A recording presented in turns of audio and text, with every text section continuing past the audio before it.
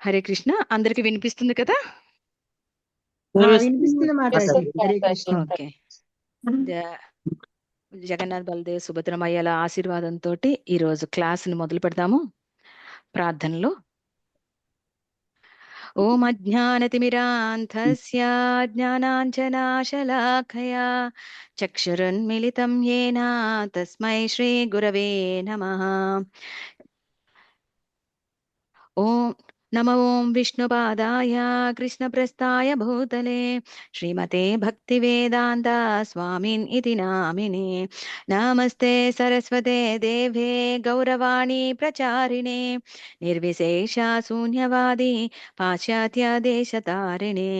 జయ శ్రీ కృష్ణ చైతన్య ప్రభు నిత్యానంద శ్రీ అద్వైత గదాధర శ్రీవాసాది గౌరభక్త వృంద.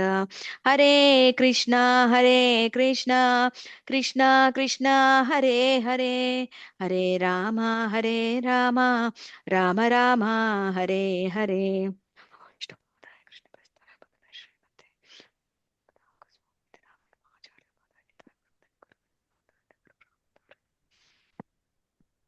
Okay, మనం అందరం కూడాను ఈరోజు చర్చించుకోబోయేటటువంటి శ్లోక ఏంటో చెప్పండి. నిన్న ఏం శ్లోక చర్చించుకున్నారు? మొన్న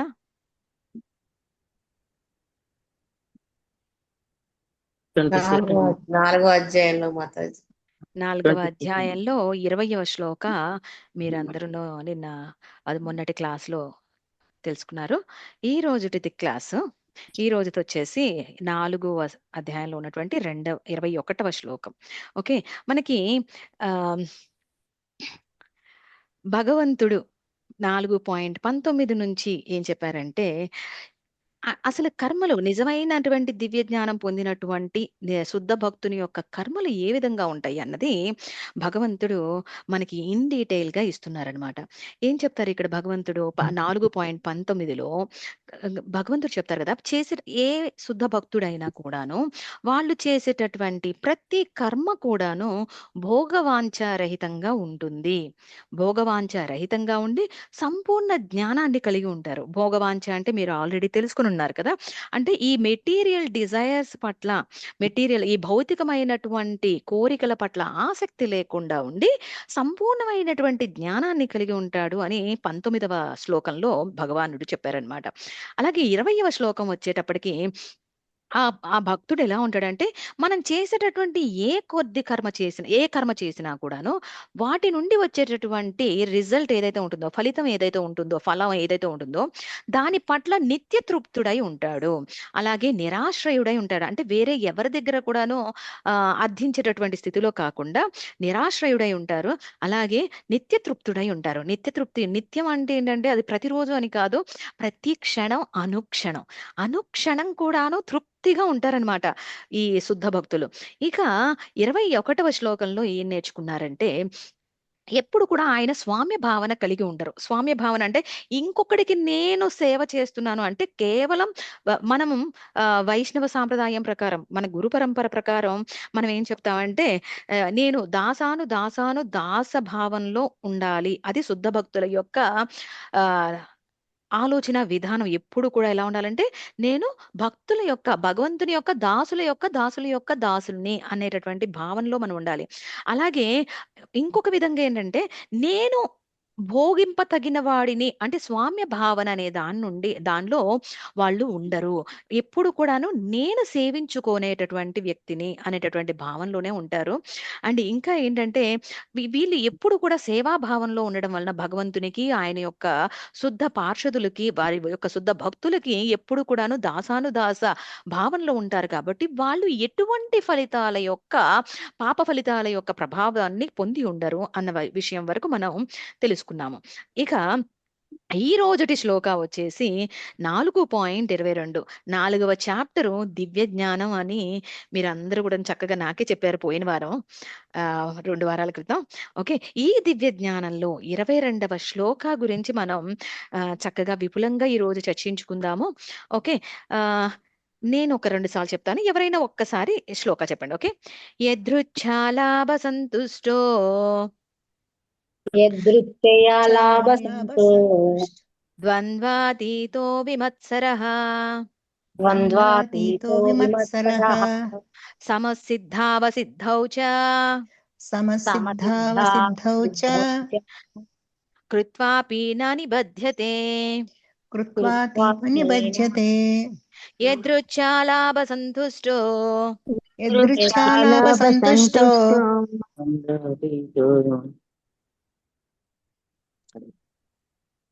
ద్వంద్వాతీతో విమత్సరః ద్వంద్వాతీతో విమత్సరః సమసిద్ధావసిద్ధౌ చ సమసిద్ధావసిద్ధౌ చ కృత్వాపి న నిబధ్యతే కృత్వాపి నిబధ్యతే.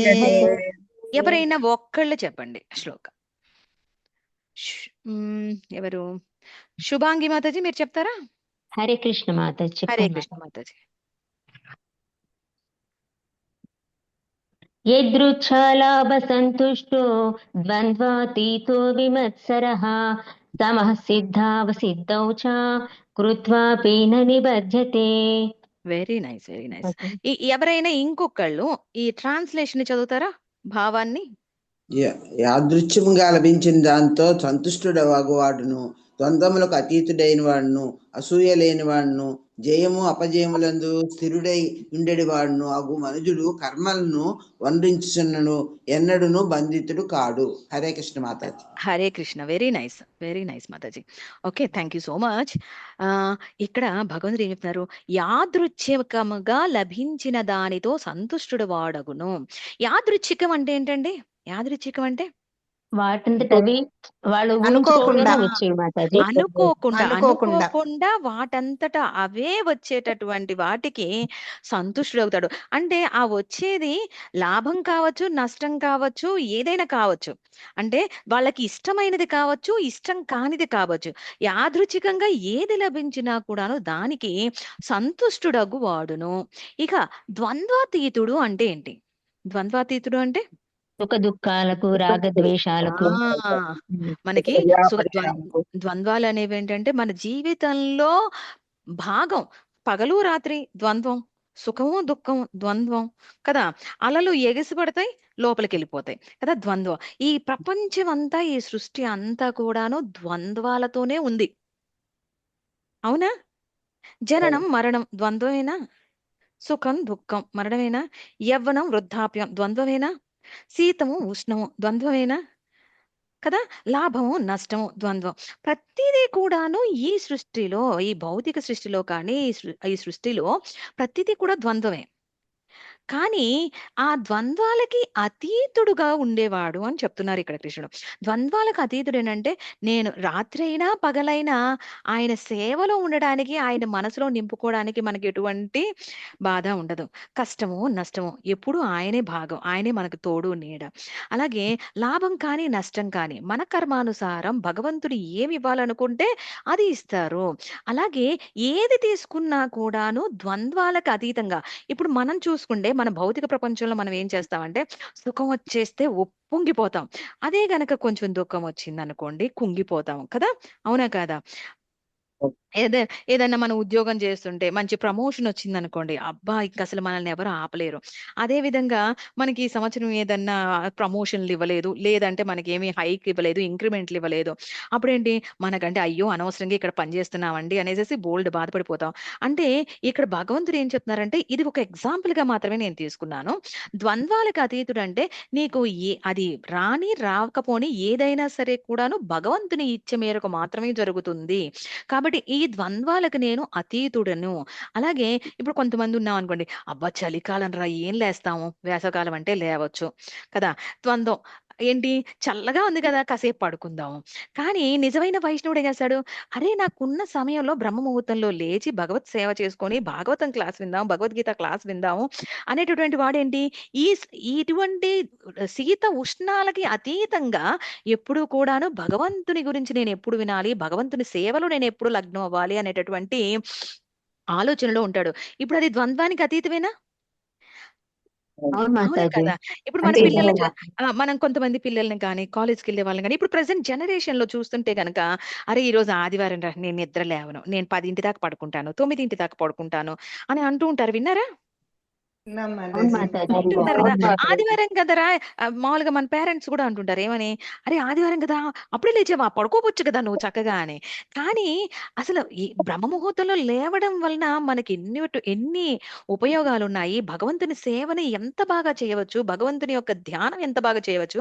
ఆ సమయంలో మనం చేసేటటువంటి జపం గానివ్వండి, భగవంతుని శ్రీ విగ్రహారాధన కానివ్వండి, ఏది చేసినా కూడాను పిల్లలు చదువుకున్నా కానీ ఎంత అద్భుతంగా ఉంటుంది. ఆ రిజల్ట్ అనేది మనందరికీ తెలుసు గూడా. కానీ ఇంకా ఏం చేస్తాం ద్వంద్వానికి అతీతులుగా కాలేక మనం ఏం చేస్తాం ద్వంద్వాలకి బానిసలైపోతాం. కానీ ఇక్కడ భగవంతుడు ఏం చెప్తున్నారు ద్వంద్వాలకు అతీతుడై అంటే అది ఆదివారమా, శనివారమా, సెలవు రోజా లేదంటే వర్కింగ్ డేనా అన్నది కాకుండా ఎప్పుడూ కూడాను నీ దినచర్య ఒకే విధంగా భగవంతుని సేవలో గనక ఉపయోగించుకుంటుంటే ప్రతి క్షణము, ప్రతి ఊపిరి కూడా నేను భగవంతుని యొక్క ధ్యానంలో నడుపుతున్నానా లేదా? అది ద్వంద్వానికి అతీతమవుతుందా? అవునా కదా! అవును మాతాజీ. అవుతుంది. ఇక అసూయ లేనివాడు, అసూయ లేనివాడు అంటే అసూయ మనకెందుకొస్తుందండి? అసూయ మనకన్నా మనకి బాగున్నా అది ఆ! ఇతరుల పట్ల ఇతరుల మనకన్నా పట్ల బాగుంది. వాళ్ళకి మనకన్నా ఏదన్నా కొంచెం ఎక్కువ ఏదైనా ఉందనుకోండి, ఎక్కువ ఏదైనా పొందారనుకోండి, మనకి ఇమ్మీడియేట్‌గా అసూయొచ్చేస్తుంది. పాపం వాడికేమి అందులో భాగం ఉండదు. వాడు పొందున్నాడంతే. వాడి కర్మానుసారం వాడు పొందున్నాడు ఆ లాభాన్ని. మనకేంటి అయ్యో! నాకు రాలేదే అన్న భావన అసూయ. అంటే నాది కాని దానిని నేను పొందలేకపోతున్నాను, నేను అనుభవించలేకపోతున్నాను అనేటటువంటి భావనని అసూయ అంటారు. అంతే కదా!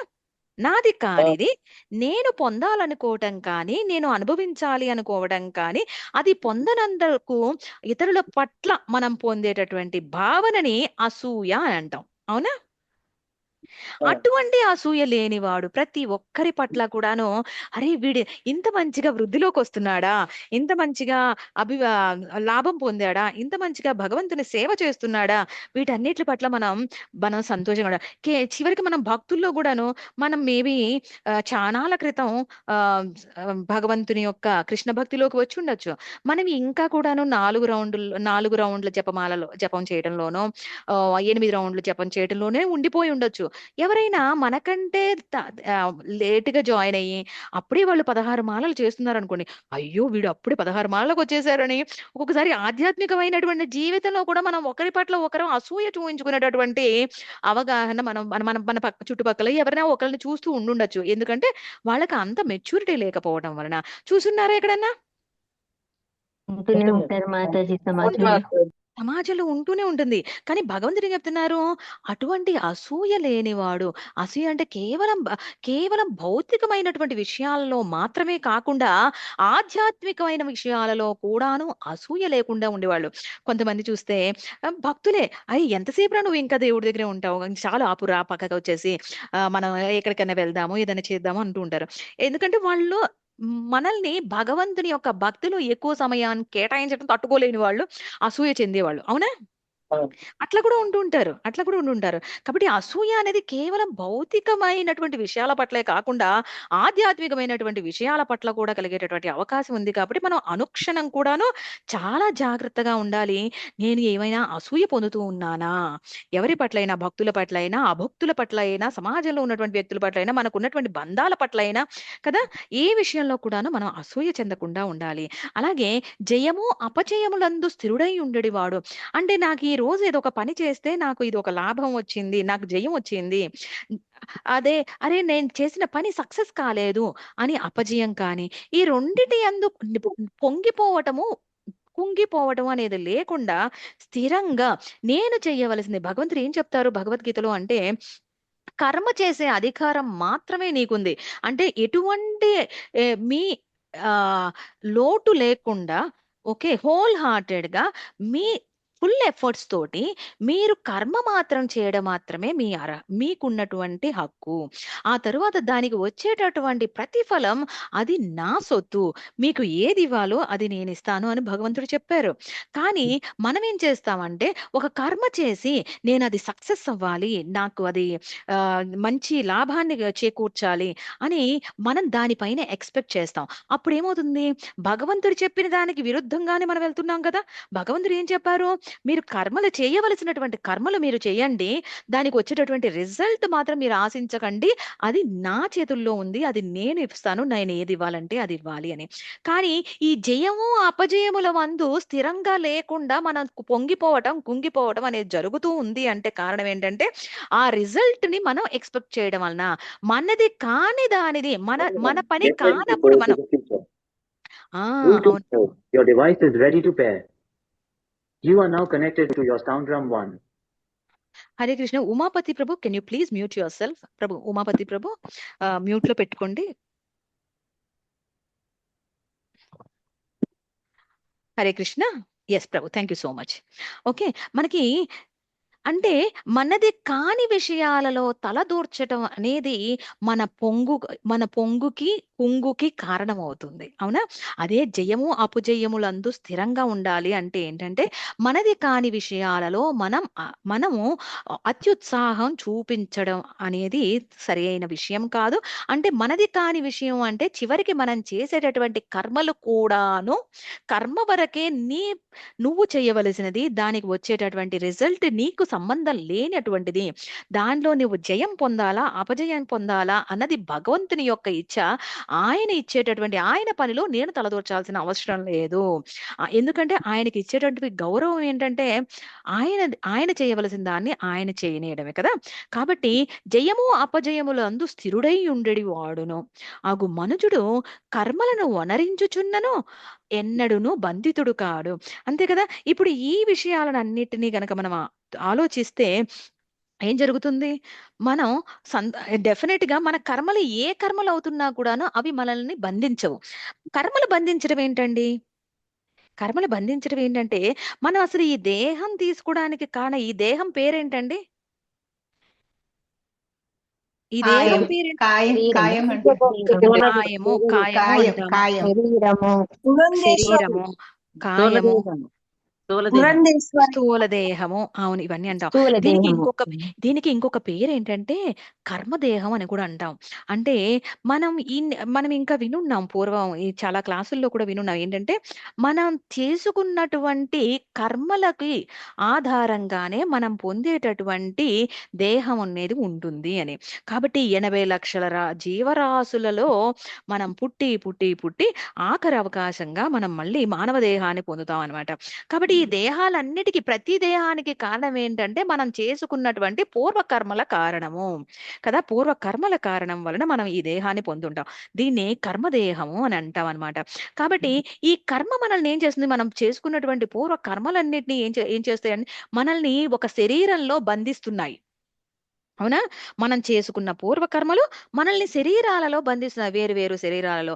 నేను గనక బాగా డబ్బు పట్ల వ్యామోహము, లేదా పదవి పట్ల వ్యామోహము, ఏదో ఒక వ్యామోహాలతో ఉండడం వలన పాముగానో, ఒకళ్ళ పట్ల శత్రుత్వ భావనతో ఉండడం వలన పాముగానో, లేదంటే డబ్బు పట్ల వ్యామోహంగా ఉండడం వలన ఒక తేలు, మండ్రగబ్బలుగా గానీ, అట్లా ఎలుకలుగా చాలా పీనాసితనంగా ఎవరికి కూడాను రూపాయి ఇవ్వకుండా, ఎటువంటి భగవత్ సేవల యందు గనక మనం ఎటువంటి పార్టిసిపేషన్ ఎటువంటి సేవల యందు మనం భాగస్వామ్యం వహించకపోవడం వలన మనం ఏంటి ఒక ఎలుక లాంటిగా ఇలాంటివన్నీ ఎటువంటి లక్షణాలు కలిగిన వాళ్ళు ఎటువంటి దేహాలని పొందబోతున్నారు అన్నది మనకి గరుడ పురాణంలో చక్కగా వివరించబడి ఉంది కదా!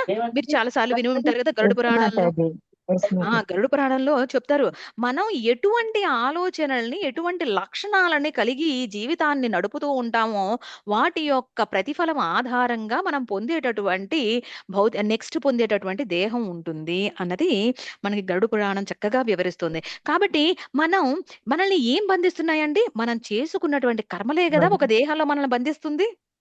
అవును మాతాజీ. అంటే అందుకని ఇక్కడ భగవంతుడు ఏం చెప్తున్నారంటే, ఈ మనుజుడు వనరించేటటువంటి కర్మలకు బంధుడు కాడు. అంటే తిరిగి మరలా ఈ దేహంలో బంధించబడేటటువంటి అవసరం నీకు రాదు. ఏం చేయడం వలన?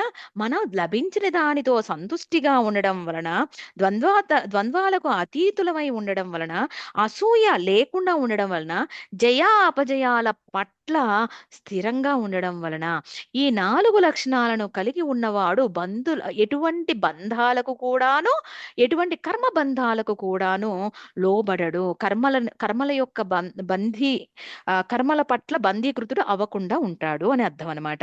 ఇప్పుడు మనకి అయ్యో మాతాజీ లభించిన దాంతో ఎట్లా సంతోషంగా ఉండాలి? ఇప్పుడు మనం చూసామనుకోండి, మనం పొద్దున లేచిన దగ్గర నుంచిను ధనాపేర్జన గాని, మన ఆహార వ్యవహారాదులు గాని, మన జీవన విధానాన్ని మెరుగుపరుచుకోవడానికి మనం ఉద్యోగాలు చేస్తూ ఉన్నాము. చాలా వరకు అందరూ ఉద్యోగాలు చేస్తున్నారు. ఇప్పుడు ఈ జనరేషన్‌లో ఆడ, మగ తేడా లేకుండా అందరం ఉద్యోగాలు చేస్తున్నాము. ఎందుకోసం చేస్తున్నాము? అంటే మన భౌతిక అవసరాలను తీర్చుకోవడం కోసం కదా! అవును మాతాజీ. అవును. మనకి మన భౌతిక అవసరాలను తీర్చుకోవడం కోసం మీరు కర్మలు చేయవచ్చు అని భగవంతుడు ముందల శ్లోకాల్లో చెప్పున్నారు. ఈ 4వ అధ్యాయంలోని ఈ దివ్య జ్ఞానంలో చెప్పున్నారు. నీ అవసరాల కోసం నీవు కర్మను వనరించవచ్చు. ఇక్కడ భగవంతుడు ఏం చెప్తున్నారు? యాదృచ్ఛికంగా లభించిన దానితో సంతుష్టుడగు వాడును అని. యాదృచ్ఛికంగా లభించిన దానితో అంటే మీరు చేసే కర్మలకు మీకు ఏది లభించినా మీరు సంతోషంగా స్వీకరించడము. అది కొన్ని సందర్భాల్లో మనం ఒక చిన్న పాస్ట్ టైమ్ గనక తీసుకుంటే, బిల్వమంగళ ఠాకూర్ వారి గురించి మీరు ముందల క్లాసుల్లో వినుండుండొచ్చు. చాలా మంది సీనియర్ డివోటీస్ మిమ్మల్ని ఎప్పటినుంచో అసోసియేషన్‌లో ఉన్నారు. మీరందరూ చాలా అదృష్టవంతులు. చాలా మంది సీనియర్ డివోటీస్ మీకు రోజు కూడాను మీరు గైడెన్స్ ఇస్తూ ఉన్నారు. అందులో బిల్వమంగళ ఠాకూర్ వారి పాస్ట్ టైమ్ గురించి మీరు ప్రీవియస్‌గా వినున్నారు. అవునా అండి? ఎస్ మాతాజీ. యెస్.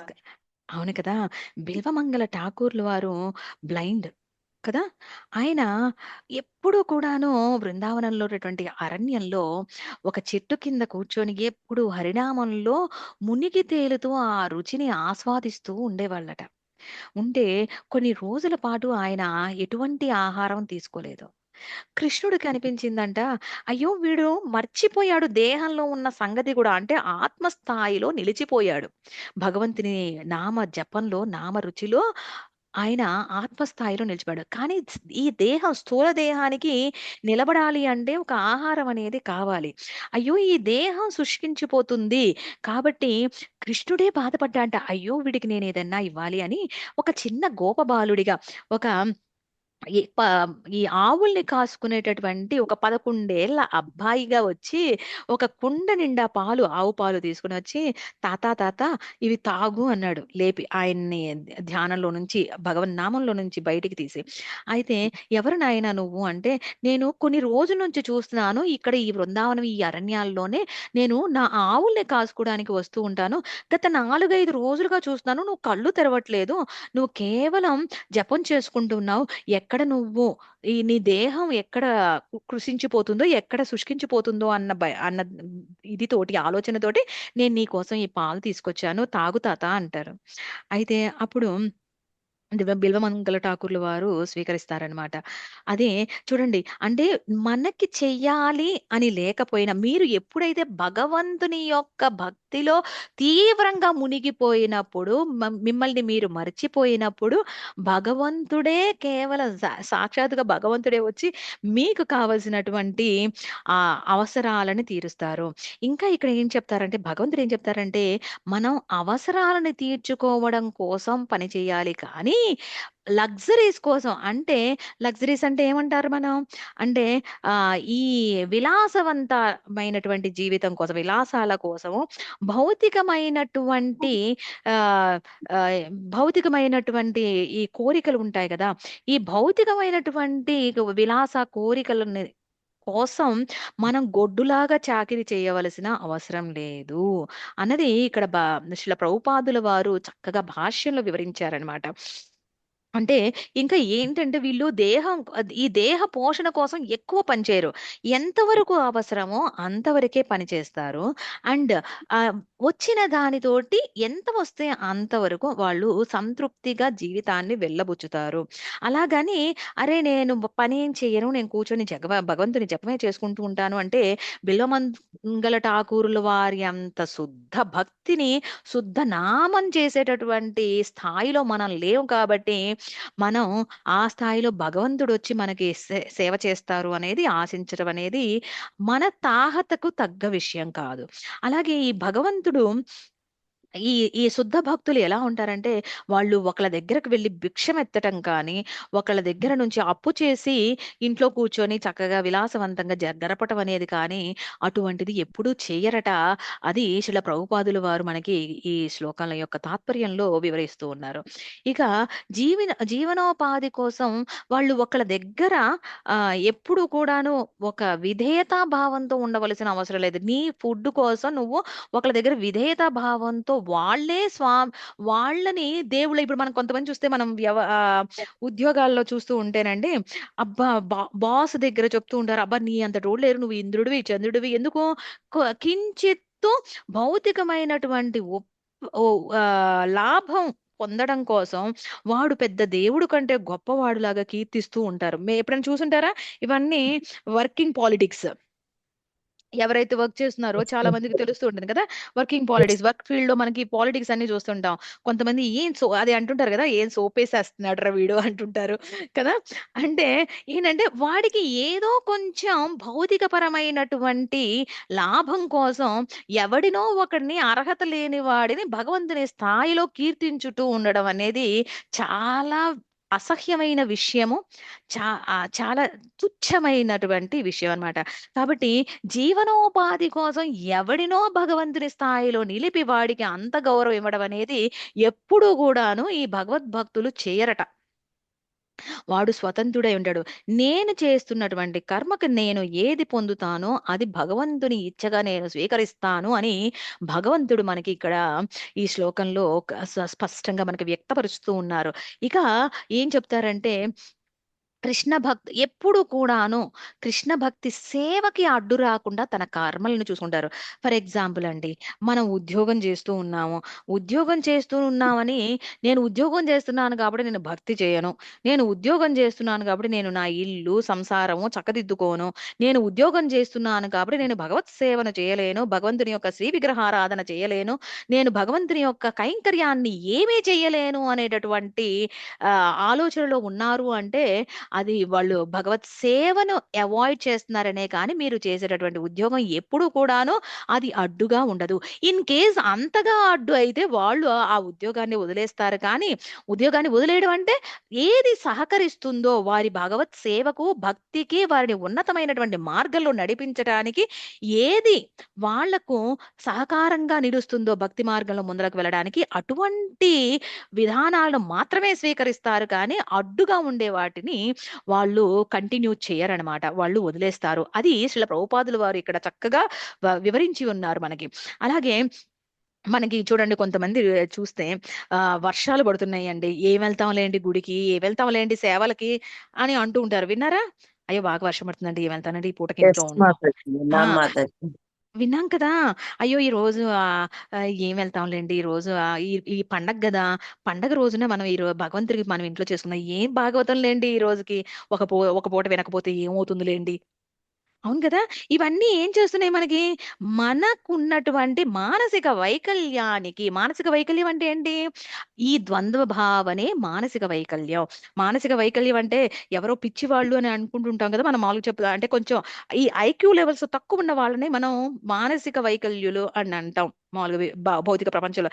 నిజానికి మానసిక వైకల్యం ఏంటంటే సత్యాన్ని సత్యంగా అంగీకరించకపోవడం కూడాను మానసిక వైకల్యం కిందనే పరిగణించబడుతుంది కదా. సత్యం ఏంటి, నువ్వు దాసుడు అయినప్పుడు మన ఇంట్లో ఒక పని చేసే వాళ్ళు ఉన్నారండి, ఆంట్లు కడగడానికి, బట్టలు ఉతకడానికి పనిచేసే వాళ్ళు ఉన్నారు. వాళ్ళు మా మేడం గారు ఈరోజు వర్షం పడుతుంది నేను రాను అని చెప్తారు. మేడం గారు ఈ రోజు ఎండ ఎక్కువగా ఉందండి నేను రాలేను అంటారు. ఇంకొక రోజున మేడం గారు బాగా చలిగా ఉంది నాకు ఒంట్లో బాగుండలేదు నేను రాను అంటారు. ఇక వాడు చలికి రాగా నీకు వర్షానికి రాక ఎండకి రాక ఇంకెప్పుడు వాడు పని చేసేది నీకు? ఇక నీకెందుకు అట్లాంటి పని చేసేవాడు? అట్లాంటి పని చేసేవాడిని మనం ఉంచుకుంటామా? న్యాయం Well, చేయట్లేదు, తన వృత్తికి వాడు న్యాయం చేయట్లేదు. వాడు వృత్తికి న్యాయం చేయట్లేదు. మరి మనం కూడా అదే కదా, మనం దాసులం కదా. మన అందరం ఎవరు అండి? భక్తులు అంటే ఎవరు? భక్తులు అంటే దాసులం. మనం కూడా పని వాళ్ళమే కదా, భగవంతుని యొక్క సేవలో పని వాళ్ళమే కదా. అదే కదా దాసీభావం అంటే. మరి నేను ఈ రోజు నాకు ఇది ఉంది నేను సేవ చేయలేను, నాకు ఈ రోజున ఆ పని ఉంది నేను సేవ చేయలేను, నేను ఈ రోజు కాబట్టి ఇలా మన సేవలను మన భక్తిని మనం చెయ్యకపోతే మనం న్యాయం చేస్తున్నట్ల మన ధర్మానికి? లేదు మాతాజీ, అదే అదే అన్యాయం అదే చేస్తుంది. అన్యాయం చేసుకుంటున్నట్లు. కాబట్టి మనల్ని నమ్మే వాళ్ళు ఉంటారా భక్తిలో, భక్తి మార్గంలో? మన గురు పరంపర మనల్ని అందరినీ ఇంతగా బ్లెస్ చేస్తున్నారు కదా. మనం ఇంత బాగా ఇప్పుడు చూడండి ఎంతమంది ఉన్నారు మనకి జూమ్ కాల్లో? ఎంతమంది ఉన్నారు జూమ్ కాల్లో? 56 మంది 56 మెంబర్స్ మాతాజీ. 56 మంది ఉన్నారు. 56 మంది 56 మంది ఎంచక్కాను ఆదివారం సెలవు రోజు హాయిగా 9 గంటల వరకో 10 గంటల వరకో పడుకొని తాపీగా లేచి మధ్యాహ్నం టిఫిన్ చేసుకొని రాత్రికి లంచ్ చేసుకొని అర్ధరాత్రికి డిన్నర్ చేసుకొని ఉండొచ్చు కదా. కానీ చేస్తున్నారంటే మీరు అందరూ భగవంతుని యొక్క భక్తి పట్ల రుచిని పొంది ఉన్నారు. ద్వంద్వాలకి అతీతంగా ఉన్నారు. అంటే ద్వంద్వానికి అతీతం అంటే శరీరానికి సౌకర్యాలు కాదు ముఖ్యం. మన జీవుడిని ఉద్ధరించుకోవాలి అనేటువంటి స్థిరమైనటువంటి లక్ష్యాన్ని ఏర్పరుచుకొని ఉన్నారు కాబట్టి మీరందరూ కూడా చక్కగా ప్రతిరోజు కూడాను ఈ క్లాసులకి అటెండ్ అవుతున్నారు. అవునా? కాబట్టి మీ అందరికీ శతకోటి వందనాలు. ఇంత మంచి భక్తులని నేను చూస్తున్నందుకు. భగవంతుడు నాకు చూసే అవకాశం ఇచ్చినందుకు. ఓకేనా? కాబట్టి మనం ఇక్కడ ఇంకా ఏం నేర్చుకోవాల్సిందంటే ఈ సుఖ దుఃఖాల పట్ల నాకు ఒక రోజు సుఖం వచ్చిందని పొంగిపోయి గుడికి పోయి ఒక 100 కొబ్బరికాయలు కొట్టి, దుఃఖం వచ్చిందని నీకు 100 కొబ్బరికాయలు కొట్టాను కాబట్టి నువ్వు నాకేం చేశావు? నా కొబ్బరికాయలు నాకు ఇచ్చేయి అని అడిగేవాడు నిజంగా భక్తుడా? మనం చూస్తూ ఉంటాం. ఏం చేశాడండి మీ దేవుడు? నేను ఆయనకి ఏంటి లక్షవత్తుల పూజ చేశాను. ఆయన నాకేం చేశాడు? నాకు ఇంత కష్టం ఇచ్చాడే అంటారు. అసలు నిన్ను అడిగినోడు ఎవడురా చెయ్యమని? మాతాజీ అసలు భక్తి అంటే ఏంటి? భక్తి అంటే ఏంటి అసలు? నిన్ను చెయ్యమని భగవంతుడు ఏమని అడిగాడా? భగవంతుడు ఏం చెప్తున్నాడు?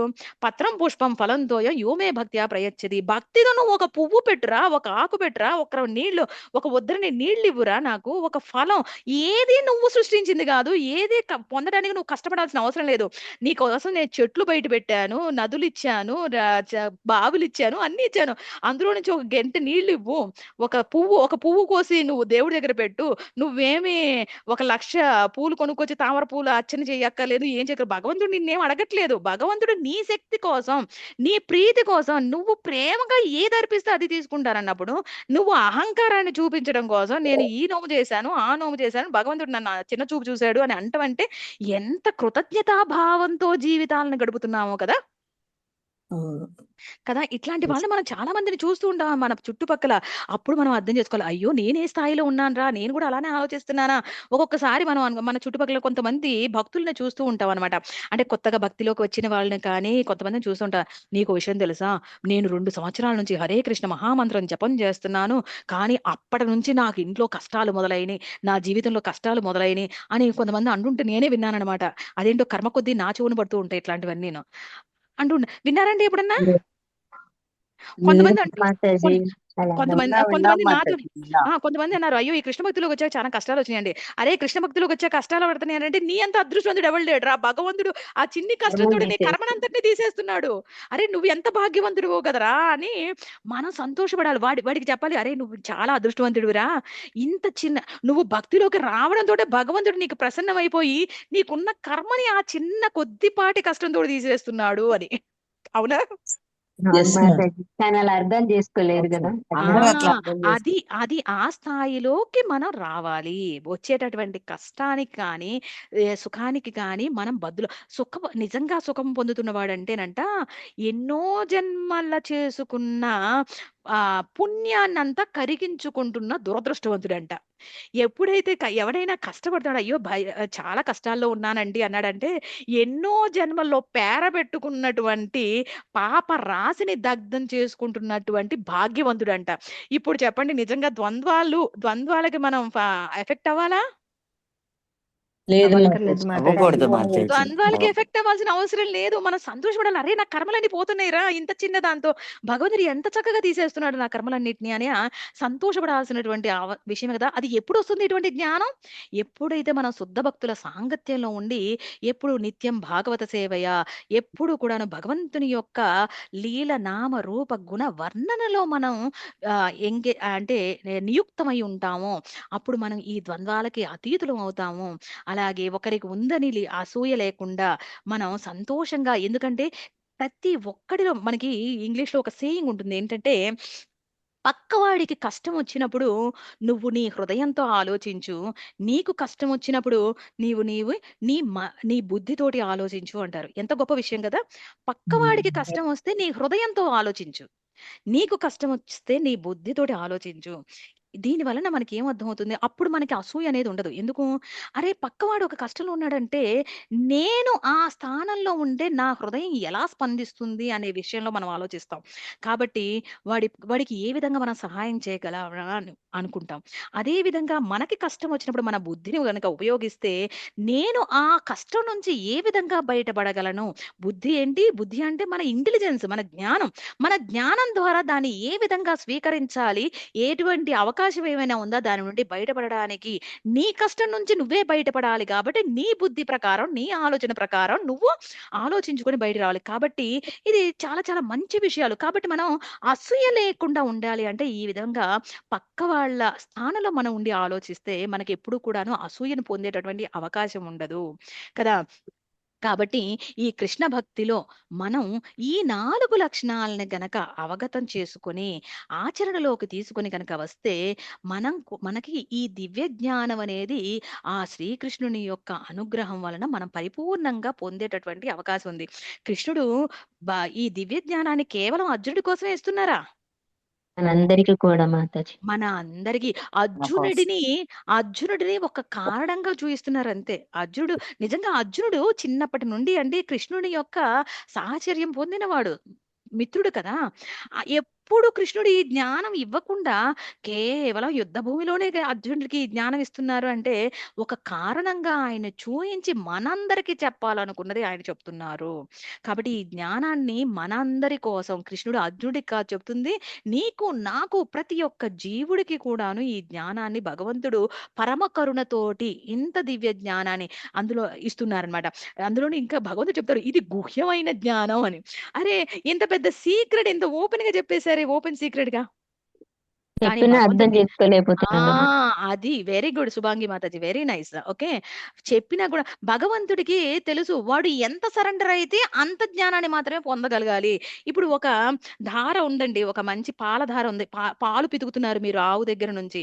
ఓకే. అసలు మీరు తీసుకెళ్ళటమే నిండుగా ఉన్నటువంటి కుండను తీసుకెళ్లారండి. నిండుగా అంటే అది పాలే అయ్యుండకపోవచ్చు. మన్ను అయ్యుండొచ్చు, లేదా నీళ్ళు అయ్యుండొచ్చు, ఏదో నూనె అయ్యుండొచ్చు. ఏదైనా సరే, ఏ కంటామినేషన్స్‌తో అయినా కూడాను మన బుద్ధి నిండిపోయి ఉన్నప్పుడు ఆ గిన్నెలోకి మీరు మళ్ళీ పాలు, శుద్ధమైనటువంటి గోక్షీరాన్ని పిండగలరా? పిండిన దాన్ని తీసుకోగలరా? నింపుకోగలరా? లేదు. కాబట్టి మనం ఎప్పుడు కూడా ఎలా ఉండాలి? ఖాళీ పాత్రను పట్టుకొని వెళ్ళి ఎంతవరకు సాధ్యమో అంతవరకు మనం పొందడానికి ఆహ్ రెడీగా ఉండాలనమాట. అలాగే ఎప్పుడు కూడా మనం ఏ క్లాస్ అటెండ్ అయినా సరే, నాకు ఏం తెలుసు, నాకు ఏం వచ్చు, నాకు ఇయన్నీ తెలుసురా అన్న భావనతో వెళ్తే మనం నిండు కుండతో వెళ్తున్నట్టు. అంటే ఆ నిండు కుండ పాల కుండే అయ్యుండకపోవచ్చు. ఏ చెత్తా చెదారంతో అయినా అయ్యుండొచ్చు. ఏదైనా అయ్యుండొచ్చు. కానీ మనం ఏ క్లాస్ విందాం అనుకున్నా, ఎక్కడికి వెళ్ళినా ఉట్టి ఖాళీ కుండగా తీసుకొని వెళ్ళామనుకోండి, వీలైనంత వరకు నింపుకోవచ్చు. కదా! కాబట్టి భగవంతుడు ఇక్కడ ఇస్తున్నారంటే ఎందుకొస్తుంది? దివ్య జ్ఞానాన్ని మనం పొందాలంటే ఎప్పుడు ఎలా ఉండాలి? ఖాళీ కుండతోటి ఉండితే వీలైనంత దివ్య జ్ఞానాంతోటి మనం నింపుకోవచ్చు. కాబట్టి మన పూర్వ వాసనల నుండి మనం బయటపడాలి. ఈ 4 యొక్క దుర్లక్షణాల నుండి మనం బయటపడితే మన కుండ ఖాళీగా ఉంటుంది. వీలైనంత వరకు మంచి లక్షణాలను మనం నింపుకొని మన జీవితంలో ముందలకు వెళ్ళేటటువంటి అవకాశం ఉంది. కాబట్టి మనం చేయవలసిందేంటి? భగవంతుని పట్ల పరిపూర్ణమైనటువంటి నమ్మకంతోటి, దృఢమైన భక్తితోటి నా ఆచార్యులు నాకు ఇంత ప్రసాదించారు. నేను వారి సేవలో నేను ముందలకి వెళ్ళాలి అనేటటువంటి ఆలోచన విధానంతోటి మన జీవితాన్ని మనం ముందలకి తీసుకువెళ్ళాల్సినటువంటి అవసరం ఉంది. ఓకేనా మాతాజీ? కాబట్టి మనందరం భగవంతుని ఏ విధంగా కీర్తించాలి? నేను పోయినసారి ఒక 2 వారాల క్రితం క్లాస్‌లో చెప్పాను. ఏ విధంగా మనం భగవంతుని కీర్తించాలి? ఒక చంటి బిడ్డ ఎస్ తల్లి మాతాజీ. పాల కోసం ఎంతగా ఇక వాడికి బొమ్మివ్వు, ఈ కారివ్వు, ఏదివ్వు వాడు నెట్టి పడేస్తాడు. వాడికి కావాల్సిందేంటి? కేవలం తల్లి వచ్చి పాలివ్వడం మాత్రమే కావాలి. అదే విధంగా మనం చేసేటటువంటి భగవత్ సేవ కూడా, భగవన్ నామం కూడా ఎలా ఉండాలంటే, ఆ తల్లి కోసం ఏడ్చేటటువంటి బిడ్డలాగా భగవంతుని కోసం మనం భక్తులుగా మనం అంత ఆత్రతతో ఎదురు చూడాలి. అంత ఆత్రంగా మనం భగవంతుడిని పిలవాలి. ఒక్కసారి అందరం కలిసి హరే కృష్ణ మహామంత్రం చెప్దామా? హరే చెప్దాం మాతాజీ. కృష్ణ ఓకే హరే మాతాజీ. హరే హరే కృష్ణ కృష్ణ హరే హరే కృష్ణ కృష్ణ హరే హరే హరే రామ హరే హరే రామ రామ రామ హరే హరే కృష్ణ హరే కృష్ణ కృష్ణ కృష్ణ హరే హరే కృష్ణ హరే రామ హరే హరే రామ రామ రామ హరే రామ హరే హరే రామ హరే రామ రామ రామ హరే హరే హరే రామ రామ రామ హరే హరే కృష్ణ హరే ఏమైనా ప్రశ్నలు గాని సమాధానాలు గాని ఏమైనా ఉన్నాయా మాతాజీ? ఏదైనా ప్రశ్నలు? మాతాజీ చాలా బాగా చెప్పారు మాతాజీ. పసిపిల్లలకి వివరించినట్టుగా అంత చక్కగా చెప్పారు మాతాజీ. హరిబోల్ మాతాజీ. కృతజ్ఞత. చాలా బాగా చాలా చెప్పారు. చాలా చాలా బాగుంది మాతాజీ క్లాస్. మాతాజీ హరే కృష్ణ మాతాజీ, దండవత్ ప్రణామాలండి. నామం ఎలా చేయాలి, భగవంతుడిని ఎలా వేడుకోవాలి, చంటి బిడ్డ పాలకి ఏడ్చినట్టు చాలా బాగా ఉపమానం చెప్పి చాలా ఉదాహరణ చాలా చెప్పి ధన్యవాదాలు చాలా బాగుంది. మాతాజీ. హరే హరే కృష్ణ. కృష్ణ. ధన్యవాదాలు. మాతాజీ మీరు చెప్పినట్లుగా హరే కృష్ణ. ఉపమానంతో ఇది చక్కగా సుఖం. చెప్పారండి. చాలా ఆనందంగా ఉంది. హరే కృష్ణ మాతాజీ. హరే ఒక కృష్ణ చిన్న మాతాజీ. హరే కృష్ణ మాతాజీ. హరే కృష్ణ మాతాజీ మీరు చెప్పినట్టుగా సుఖం వస్తేనే బాగా